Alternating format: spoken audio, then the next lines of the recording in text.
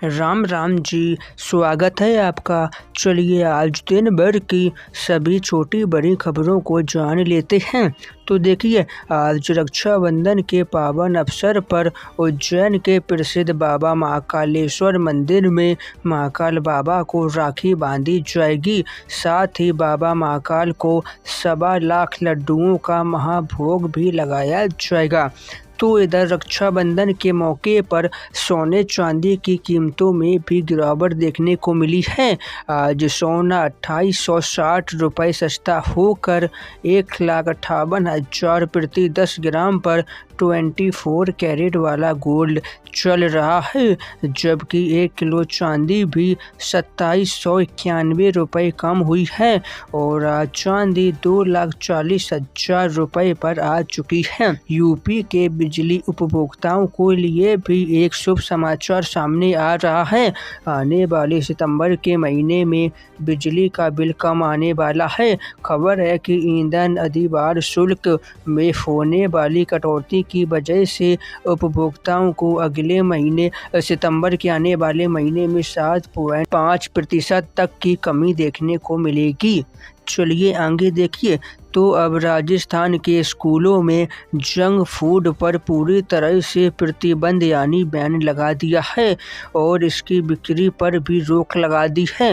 Rajasthan high court ने बच्चों की सेहत पर चिंता जताते हुए यह सख्त आदेश दिया है। इसके चलते अब स्कूलों में ज़्यादा फैट, शुगर और नमक वाले HFSS खाद्य पदार्थ जैसे कि pizza, burger, cold drinks, chips, इस तरह की तमाम चीज़ें पूरी तरह से बैन कर दी हैं स्कूलों के आसपास। शिक्षा जगत में आगे बढ़ते हुए देखिए, उत्तर प्रदेश शिक्षा सेवा चयन आयोग यूपी टेट का रिजल्ट भी जारी हो चुका है। इस बार 13 लाख से अधिक अभ्यर्थियों ने सफलता प्राप्त की है। अगली बड़ी खबर घरेलू LPG सिलेंडर के लिए आ रही है। तो देखिए, अगर अभी तक आपने अपने गैस सिलेंडर कनेक्शन का KYC नहीं करवाई है तो अब इसकी अंतिम तारीख बढ़कर 31 अगस्त तक कर दी गई है। पहले इसकी डेडलाइन 23 अगस्त थी, इसीलिए ध्यान दीजिए, समय पर KYC ना कराने पर सिलेंडर की बुकिंग रुक सकती है और ज़्यादा पैसे भी चुकाने पड़ सकते हैं। साथ ही उज्ज्वला योजना की सब्सिडी तक बंद हो सकती है। इंडियन पोस्ट ऑफिस में भी 25,000 से ज़्यादा पदों पर भर्तियां निकली हैं। आवेदन के लिए 10वीं पास होना जरूरी है और आयु 18 से 40 के बीच होनी चाहिए। इन पदों के लिए आवेदन 31 अगस्त से शुरू होकर 2 सितंबर तक चलेंगे।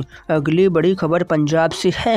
पंजाब में अब गलत बिजली का बिल या ज़्यादा बिजली का बिल आने पर सीधे उपभोक्ताओं की शिकायतें 15 दिन के अंदर ही सुनकर उनका समाधान कर दिया जाएगा। इसके लिए सरकार ने 2 हेल्पलाइन नंबर भी जारी कर दिए हैं, जिनको आप स्क्रीन पर देख लीजिए। वहीं पंजाब की राजधानी चंडीगढ़ में भी शहरों की निगरानी के लिए 4200 से ज़्यादा AI कैमरे लगाए जाएंगे। साथ ही 68 मुख्य ट्रैफिक चौराहों को भी कवर किया जाएगा ताकि गाड़ी और रास्ते पर यात्रा स्वचालित रूप से जारी रहे।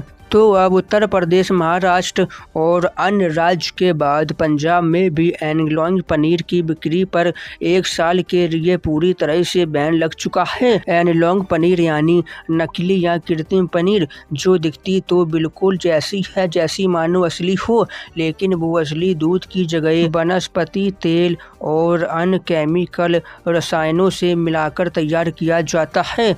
तो इसी पर पूरी तरह से पंजाब में रोक लग चुकी है। अब डेयरी से लेकर होटल तक इसकी जांच की जाएगी और नियम तोड़ने पर कड़ी से कड़ी कार्रवाई होगी।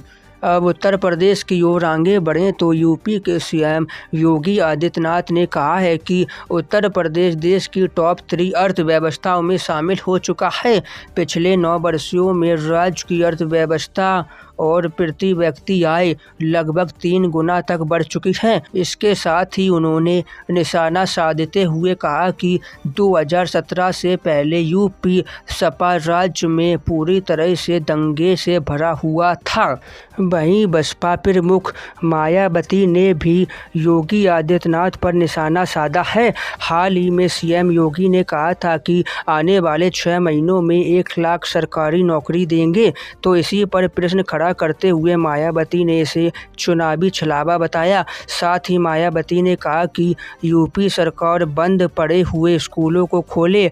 मायावती ने महिला सुरक्षा को लेकर भी योगी सरकार पर जमकर निशाना साधा। युवाओं की बात करें तो भारत सरकार की नीति आयोग की एक नई रिपोर्ट सामने आई है। इस रिपोर्ट के अनुसार देश में 15 से 29 साल के करीब 8.7 करोड़ युवा ऐसे हैं जो ना तो पढ़ाई कर रहे हैं और ना ही कोई नौकरी कर रहे हैं और ना ही किसी भी तरह की ट्रेनिंग ले रहे हैं। इतना ही नहीं, देश में केवल 8.25% युवा ही अपनी पढ़ाई और योग्यता के हिसाब से काम कर पा रहे हैं। अगली बड़ी खबर देखिए, रक्षाबंधन के मौके पर मध्य प्रदेश में बसों का किराया लगभग 3 गुना से ज़्यादा बढ़ चुका है। भोपाल और इंदौर में सफर करने वाले यात्रियों के लिए बसों का किराया बढ़कर लगभग फ्लाइट के बराबर पहुंच गया है। बता दें कि इसी महीने वैसे भी मध्य प्रदेश सरकार ने भाड़े में 40% की बढ़ोतरी की थी। चलिए आगे देखिए, Ahmedabad Mumbai bullet train project की लागत लगभग दोगुनी हो चुकी है। पहले इस प्रोजेक्ट में 1.1 लाख करोड़ रुपए खर्च होने थे, जो अब बढ़कर 2.1 लाख करोड़ रुपए हो गए हैं। रेल मंत्रालय ने बताया कि महाराष्ट्र में जमीन मिलने में हुई देरी और जापान से ट्रेन मिलने में समय लगने के कारण इसकी लागत बढ़ चुकी है। वहीं पंजाब से खबर है, जहां पंजाब सरकार 29 अगस्त से मिशन क्लीन के दूसरे चरण की शुरुआत करने जा रही है। 10 दिनों तक चलने वाले इस विशेष सफाई अभियान में मंत्री, विधायक और नेता भी खुद उतरकर जमीन पर सफाई करेंगे। इस दौरान जनता केवल एक गंदगी की फोटो भेजे, शिकायत दर्ज कराए, वहाँ की सफाई कर दी जाएगी। तो उत्तर प्रदेश सरकार भी राज्य में बिजनेस और नए विचारों को बढ़ावा देने के लिए एक बड़ा कदम उठाने जा रही है। सरकार 160 नए स्टार्टअप यानी नया काम धंधा ढूंढना और 21 नए इनक्यूबेटर्स यानी इन नए बिजनेस को शुरू करने में मदद देने वाले केंद्रों को सरकारी मदद और पैसे दे रही है। इससे युवाओं को अपना नया बिजनेस शुरू करने और रोजगार के लिए नए मौका ढूंढना आसान होगा। वहीं मध्य प्रदेश से यात्रियों के लिए एक अच्छी जानकारी भी आ रही है। इंदौर से आसपास और धार्मिक पर्यटन स्थलों के लिए जल्द ही ग्रीन लाइन ई बस सेवा शुरू होने जा रही है। इंदौर से उज्जैन, मांडू और भोपाल समेत 5 बड़े रूटों पर कुल 26 इलेक्ट्रॉनिक बसें चलाई जाएंगी, जिससे लोगों का सफर और भी आसान आरामदायक हो जाएगा। चलिए आगे देखिए, भारत और नेपाल के 2 प्रसिद्ध शिव धामों देवघर के बाबा बैद्यनाथ धाम और नेपाल के श्री पशुपतिनाथ धाम को जोड़ने के लिए देवघर पशुपतिनाथ शिव कॉरिडोर बनाने की तैयारियां चल रही हैं। नेपाल के मत्स्य प्रदेश के मुख्यमंत्री कृष्ण प्रसाद यादव ने इस प्रस्ताव पर भारत सरकार से चर्चा करने की बात कही है। अयोध्या जनकपुर कॉरिडोर की तर्ज पर बनने वाले इस कॉरिडोर से भक्तों की यात्रा आसान होगी और दोनों देशों के बीच पर्यटन व व्यापार बढ़ेगा। चलिए आगे देखिए, उत्तर प्रदेश लोक सेवा आयोग यूपीपीएससी की प्रवक्ता मुख्य परीक्षा 30 और 31 अगस्त को प्रयागराज और लखनऊ में आयोजित होने जा रही हैं।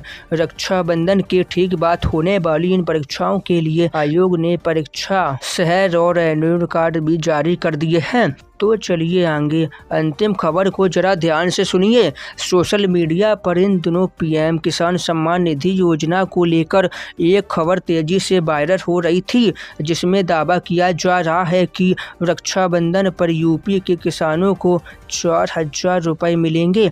तो आपको बता दें, यह खबर पूरी तरह से फर्जी और भ्रामित है, क्योंकि अभी सरकार की तरफ से अनाउंसमेंट नहीं किया गया है।